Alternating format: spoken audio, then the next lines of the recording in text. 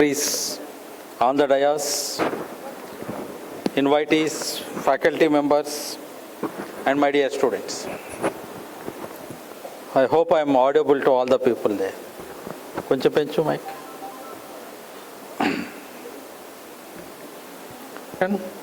And thank you for inviting me to come over this particular college, because as a vice chancellors, what we would like to know from the colleges, or what are their progress actually. So how these colleges are progressing, because if I sit only in my chamber and look at the statistics, I will not understand what is really happening inside the campus. So I thought this will be an opportunity for me to come and see and listen to the people, their progress report, their achievements and all those things. So I thought I can visit so that I will have a memory of this particular college, and I could see the progress due to the presentations and other things from this college. One of the important point to be noted here, the motto of this particular institution given here: if a man is educated, he is educated. If a woman is educated, the whole family is educated. With that inspiration, I think this college was founded by the founder president Shyam Sundar Reddy Garu and other people like late Shyam Sundar Reddy, C.R. Reddy, G.D. Reddy and other Adisesha Reddy and other people are there. So this DRW college, as people have already said, established in 1981 with a small segment of 56 students and 6 teaching staff, has now gone to a recognized degree college in this particular district as well as in the neighboring districts also. I understood that this college has 12F, 12B and is also gone for accreditation of NAC A in 2014 with 3.31 CGPA. So I also understand there are few research centers with 26 major equipment, and there are different types of facilities available for students and other things. That's what I learned from 1 or 2 minutes ago about this particular college. So I appreciate the homework done and the progress achieved for the last 30 years, more than 30 years in this particular college. But now looking at the promises and the challenges ahead to us, we should all try to respond, prepare and also activate ourselves to meet the national agendas. The national agendas are, today if you remember yesterday, we have celebrated the Republic Day, and the theme was, how do you transform our cultural heritage and progress and development, was the theme given by the Government of India. And also the state government has clear vision, Swarnandhra 2047, where one entrepreneur should come from each family. So these are the mandates and agenda given to us. We also have this new education policy, and there is a mandate for development in all sectors. Earlier, when there was a time when we were talking about education 1.0, education 2.0, education 3.0, I don't know, the students know all those things. Today we are also talking about industry revolutions, industry 4.0, industry 5.0, all those things are coming. What do you mean by this is, when I say education 1.0, that time only one teacher should be able to communicate. The knowledge was only with one teacher. Knowledge was not available. When we were students, we only largely dependent only on a teacher. There was no other information available to us. But as the years comes, technology increases. Today the information is available in many arenas, many domains. You have a Google, ChatGPT, internet, whatever you are talking about, artificial intelligence is coming in big way. But the point what we have to understand is, or our curriculum is on par with the changed scenario? Are we training the students to fit into the existing system? We had a couple of meetings with industry people. Industry people says that, sir, your students are not ready for a job. They need a polish. Again, I had to train them for 6 months, 1 year and all those things. Then only they will, a few of them will shine and a few of them will come for the status or the requirements what we want to have. But unfortunately, our training at college level or university level is basically a tutorial based. We are not training people hands-on experience. Practical training is a lack of one of the biggest hurdle to achieve the industrial targets. Industry is running much faster. Industry says you just study only the basics and comes out, and there's no use for me. You give me an intermediate student, I will train them 1 year, 2 years, and I will place them in a position where he can do the regular job. Okay? But what we have to do is, the first agenda for this particular meeting, or for this particular college or any other college, is how can we upgrade our teachers first. Teacher education, teacher empowerment. Without that, I don't think we are progressing in a right way. Because if the student knows better than a teacher because of the internet and other information available. So if the faculty members are not updated, then they will be losing a lot of interest. Why today most of the people complains, sir, students are not coming to the colleges. Students are not coming to the classrooms. I will ask indirectly to the faculty, or your class is more informatic than the information available outside? Are you more updated than the student outside? Are you more competent in teaching the subjects which are on par with the industry related thing? If you cannot entertain student means, that is our problem. Why should the student come when you are giving information which is already available in a textbook? If they can read, you can read, they can also read. That is not the objective of a classroom teaching. The classroom teaching should be more updated with a practical training. Give a practical environment. Let them understand the situation. Unfortunately, today the enrollment for science is decreasing. Everybody thinks that only a sort of a software job is required. But this will not be there for the next coming years. Again the cycle will come back, and again the IT will go, again the basic sciences will come. That day you don't find any teacher to teach a subject. That is the situation now, which is alarming to all of us, that how do we strengthen the basic sciences? How do we strengthen the basic technology, terminology? Even some of the people, when we see that, they don't understand the basics. Leave about the highest things and other things. So our type of training has to significantly change. That's the one first agenda for the faculty sitting here. Don't think otherwise, because before the students I am telling, unless you equip yourself, unless you be strong enough, then only you will try to attract them. That's the one thing.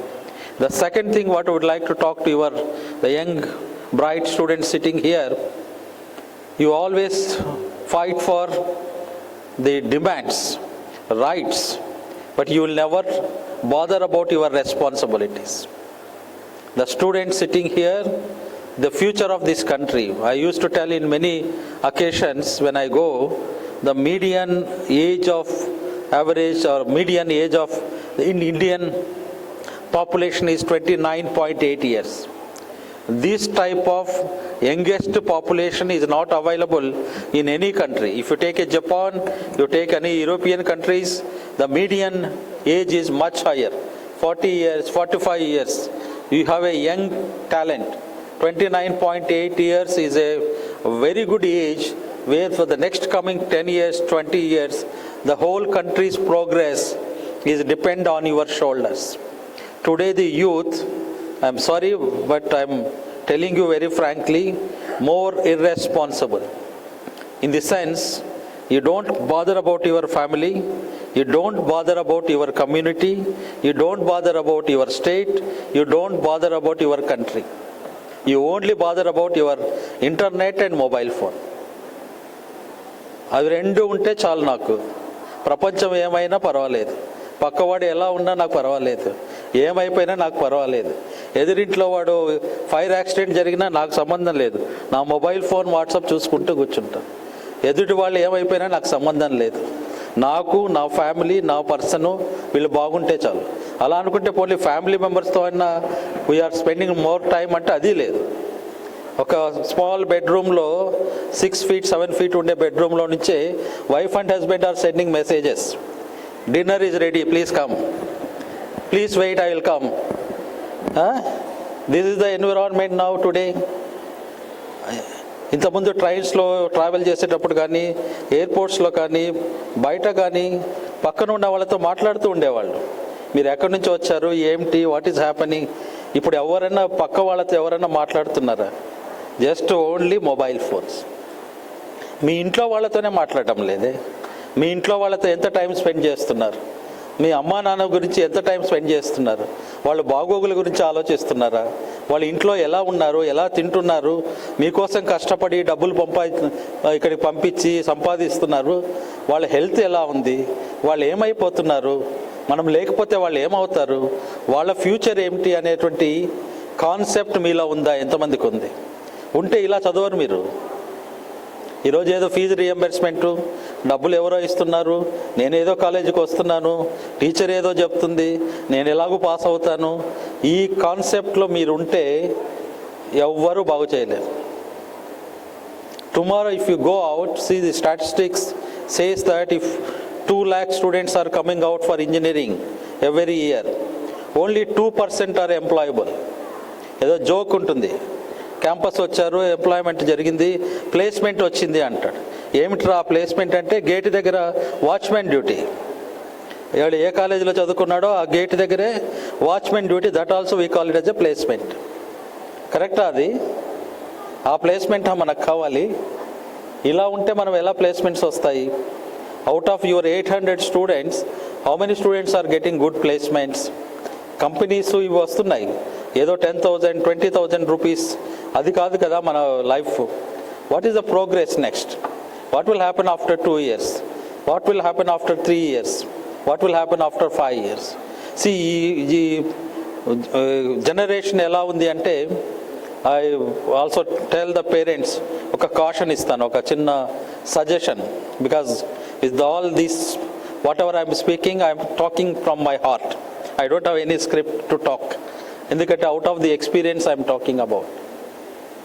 స్టూడెంట్స్ని చాలా stress చేస్తున్నారు. ఈ stress వల్ల కూడా రకరకాల ఇవి consequences are there.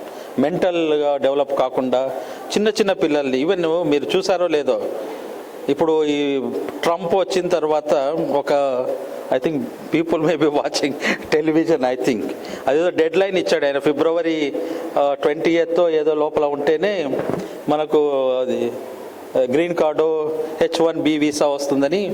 7th month pregnant women కూడా హాస్పిటల్కి వెళ్ళి నాకు సిజేరియన్ చేయండి అని కూర్చున్నారు. 7th month 8th month నాకు ఆ టార్గెట్ లోపల పిల్లలు కావాలి. ఏమి ఇక్కడ వచ్చి ఇండియాలో ఉంటే ఏమవుతుంది, లేదా వేరే కంట్రీకి వెళ్తే ఏమవుతుంది? సిజేరియన్ చేసుకొని బిడ్డను కని అక్కడే అమెరికాలోనే సెటిల్ అవ్వాలా? మిగతా చోట్ల దేశాలు లేవా? మిగతా చోట బ్రతకలేమా మనము? ఓన్లీ అదొక్కటే నా solution.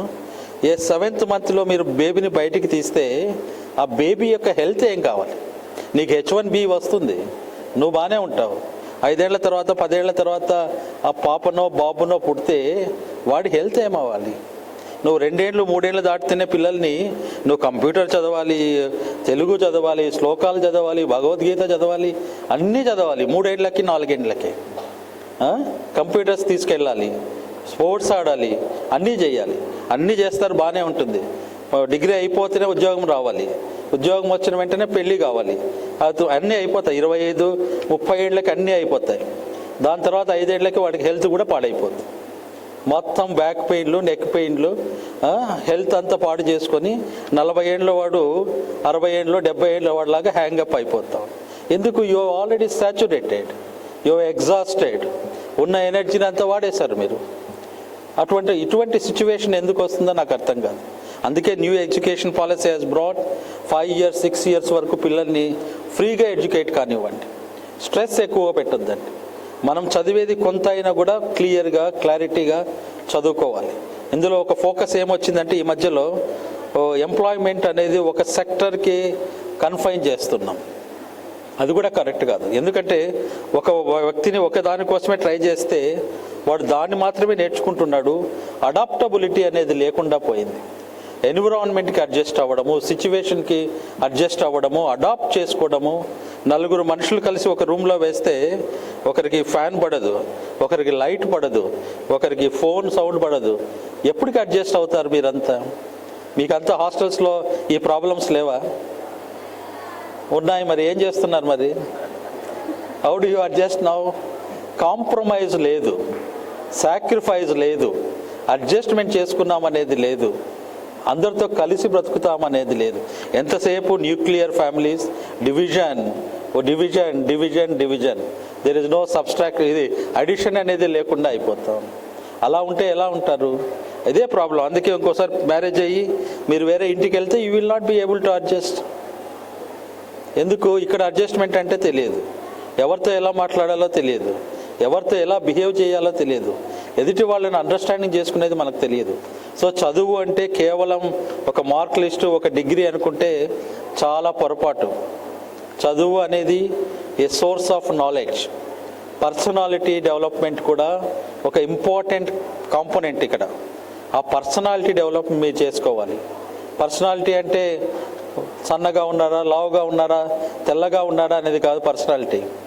The way you behave in the society. అందుకే నేను first statement I said you don't have responsibility. ఎందుకంటే నా పక్కవాడితో నేను ఎలా బిహేవ్ చేయాలి, నా తల్లిదండ్రులతో ఎలా బిహేవ్ చేయాలి, ఎదుటి వాళ్ళతో ఎలా బిహేవ్ చేయాలి, నా విలేజ్ వాళ్ళతో ఎలా చూసుకోవాలి, నా స్టేట్ గురించి ఏంటి, ఇవన్నీ కూడా రావాలి. It is a comprehensive development, what we call it as A personality development. So మీరంతా ఒక డిక్లరేషన్ తీసుకోండి. కనీసం వారంలో ఒక్కరోజు మొబైల్ ఫోన్ వాడమని పక్కన పెట్టేయండి. చేయగలరా? ఒక్కరోజు మొబైల్ ఫోన్ టచ్ చేయకుండా మార్నింగ్ టు ఈవినింగ్ ఒక్కరోజు మీ పేరెంట్స్తో ఉండండి, మీ టీచర్స్తో ఉండండి, మీ ఫ్రెండ్స్తో ఉండండి. టాక్ టు దెమ్, మాట్లాడుకోండి. మొబైల్ చూడొద్దండి ఒకరోజు. ఆ డిక్లరేషన్ చేసుకోండి. ఈరోజు మీ యాన్యువల్ డే రోజు ఆ ఒక డిక్లరేషన్ రావాలి. మీరంతా అడిక్ట్ అయిపోవద్దండి. టెక్నాలజీ వాడుకోవాలి, టెక్నాలజీ అవసరమే, కానీ ఎంతవరకు వాడుకోవాలి? ఆ టెక్నాలజీకి మనం బానిసలు అవ్వకూడదు. టెక్నాలజీని మనం డ్రైవ్ చేయాలి. ఈరోజు ఆర్టిఫిషియల్ ఇంటెలిజెన్స్ అంటున్నారు. ప్రోగ్రామ్ ఎవరు రాస్తున్నారు? మనమే రాస్తున్నాం. Human brain is giving. So that intelligence is an artificial intelligence, natural intelligence కాదు అది. ఈరోజు మీరంతా నేను ఏ అయిపోవాలి, అక్కడ చేయాలి, artificial intelligence, that is artificial intelligence. The intelligence given by the human brain is embedded in a machine. That is why we call it as a artificial intelligence. అదే లోకం అనుకుంటే ఎలాగా? దాన్ని మనం డ్రైవ్ చేయాలి, టెక్నాలజీ మనల్ని డ్రైవ్ చేయకూడదు. So మీరందరూ బాగా స్ట్రెయిన్ అవ్వాలి, బాగా చదవాలి, పాస్ అవ్వాలి, డిగ్రీలు తీసుకోవాలి, కానీ ఒక రెస్పాన్సిబిలిటీని కూడా అడాప్ట్ చేసుకోవాలి. మీరు, మీ ఫ్యామిలీసు, చుట్టుపక్కల ఉండే ఫ్యామిలీసు, కమ్యూనిటీ డెవలప్మెంట్, ఎన్సీసీ వాళ్ళు చెప్పారు వర్క్ చేస్తున్నారని, వెరీ గుడ్. అలాగే కమ్యూనిటీ డెవలప్మెంట్ కూడా ఉండాలి. ఓవరాల్ పర్సనాలిటీ డెవలప్మెంట్ ఉండాలి. అందులో అమ్మాయిలు ఉన్నారు కాబట్టి చాలా జాగ్రత్తగా ఉండాలి. ఈ టెక్నాలజీ వాడటంలో ఈ ఫోన్లు మీకు తెలియకుండానే రికార్డ్ అయిపోతూ ఉంటాయి, మీకు తెలియకుండానే ఫొటోస్ వస్తూ ఉంటాయి, మీకు తెలియకుండానే మార్ఫింగ్లు జరుగుతూ ఉంటాయి. బయట ప్రపంచంలో ఉండేటువంటి చేంజెస్ చాలా డేంజరస్గా ఉంటాయి. కాబట్టి మీ ఫ్రెండ్సే మీకు శత్రువులు అయిపోయేటువంటి అవకాశాలు ఉంటాయి. కేర్ఫుల్గా ఉండండి. టెక్నాలజీ ఎంతవరకు అవసరం అంతవరకు వాడుకోండి. క్లాసులకు వెళ్ళండి, టీచర్స్ని డిమాండ్ చేయండి. సార్ నాకు ఈ సబ్జెక్ట్ కావాలి, ఈ కోర్స్ కావాలి, ఇది చెప్పండి అని అడిగేటువంటి రోజు రావాలి. అది నేను కోరుకుంటున్నాను. ఎంతసేపు మోనోలాగ్ ఉండకూడదు, it should be A dialogue. So ఈ కాంపోనెంట్, అందుకే టీచర్స్ కూడా నేను పదే పదే ఇన్ఫార్మ్ చేస్తున్నాను, ప్లీజ్ అప్గ్రేడ్ యువర్ సెల్ఫ్. మీరు ఎక్కడో ఉండి తాళపత్ర గ్రంథాలు తీసుకొని అదే లెక్చర్ నోట్స్ 10 ఏళ్ల నుంచి ఉన్న లెక్చర్ నోట్స్తోనే చెప్తూ ఉంటే మిమ్మల్ని ఎవ్వరు అప్రిషియేట్ చేయరు. You should get updated every year, every minute, every hour we should work to enrich your knowledge. అది మీరు స్టూడెంట్స్ పాస్ ఆన్ చేయండి. వాళ్ళల్లో ఒక కల్చర్ని కూడా డెవలప్ చేయండి. చాలామందికి ఏమంటే మన ఇండియన్ కల్చరు తెలుగు మాట్లాడడము అనేటువంటిది కూడా ఒక రకమైనటువంటి ఇన్ఫీరియర్గా ఫీల్ అవుతున్నారు. అది కాదు, మన భాష మనదే, మన భాష గొప్ప భాష అనేది కూడా చెప్పాలి. పిల్లలకి, చిన్న పిల్లలకి నువ్వు ఇంగ్లీష్లోనే మాట్లాడు, తెలుగులో మాట్లాడొద్దు అనేటువంటి concept is not correct. Telugu రావాలి, ఇంగ్లీష్ రావాలి, హిందీ రావాలి, అన్నీ ఉండాలి. అన్ని లాంగ్వేజెస్ మీద మనకు అవగాహన ఉండాలి. కానీ మన మాతృభాషను వదులుకోకూడదు మనం. కాబట్టి ఆ లాంగ్వేజెస్ నేర్చుకోవాలి. ట్రెడిషన్, కల్చర్, మీరు ఈ పాశ్చాత్య యొక్క దేశాల యొక్క కల్చర్లో పడిపోయి మన ట్రెడిషన్ను, మన కల్చర్ని మర్చిపోతున్నాం. అది నాకైతే చాలా అసహ్యం వేస్తుంది. ఈ మధ్యలో ఎవరైనా మ్యారేజెస్ పిలిస్తే నేను రానని చెప్తున్నాను. మ్యారేజ్ ముందుకి ఆ రిసెప్షన్ అప్పుడు ఆ వేషాలు ఏంటో, ఆ డ్యాన్సులు ఏంటో, ఆ పంచాయతీలు ఏమిటో, అసలు అంతకుముందు ఓవర్ షూట్లు అంట, బిఫోర్ అవి చూస్తే అసలు జీవితంలో నేనైతే పెళ్ళికి పోకూడదని డిసైడ్ చేసుకుంటాను. ఒకప్పుడు ఉండేటువంటి ట్రెడిషన్ ఏంటి, ఇది ఏమిటి ట్రెడిషను, ఈ దరిద్రం ఏంటి, మనల్ని ఎవరు పట్టించుకోరు. అక్కడ పెళ్లి కొడుకు, పెళ్లి కూతురు ఈజ్ బిజీ విత్ షూటింగ్, అమ్మ నాన్న ఈజ్ బిజీ విత్ షూటింగ్. మనం ఎందుకు పోయినట్లు అక్కడికి పెళ్ళికి? మనల్ని పిలిచి వాళ్ళు ఎక్కడో ఉంటారు, వాళ్ళు పెట్టే తినేదానికి పోవాలి మనం. మన దగ్గర లేదా అది, దానికి ఒక ప్లేట్ పట్టుకొని బఫేలో వెళ్ళాలి. మనకేదో బెగ్గర్ లాగా మనం వీ హ్యావ్ టు గో. హాయిగా పంక్తి భోజనాలు పెట్టి అరిటాకు వేసి భోజనం పెట్టే రోజులు కూడా పోయాయి మనకి. We don't have that culture. So ఇవన్నీ మనసులో పెట్టుకోండి.